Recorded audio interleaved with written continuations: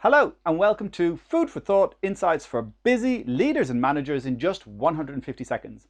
Today I'd like to talk to you about inspired management styles and diagnosing the right style to use for your people depending on the task that they're doing and what it is that you want them to do.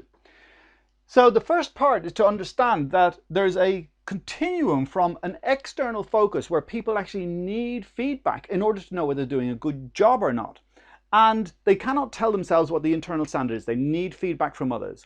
And moving across that over into when they do have an internal standard and they're much clearer about what is required.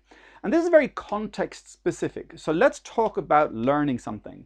And in order to be able to learn something, you need to first of all know what the procedure is. And if someone is externally focused, they need to have clear instruction. What is the procedure and how do they do it? So that's instructing. And once someone is instructed on the basics of how, then you can expand their thinking. You can begin to share different stories of how things are applied. And that's all about mentoring. And that's often giving guidance and sharing experiences and expanding their thinking so they can see the different ways of doing the things and different ways of applying that procedure. And then you want them to think for themselves. And this is a very important part for managers to understand, that as you want to move someone over from being externally focused and relying on feedback to know they're doing a good job, you want to be able to ask them questions and then they can start to self-assess because they've got some foundations to build on. And that's when you use a coaching style.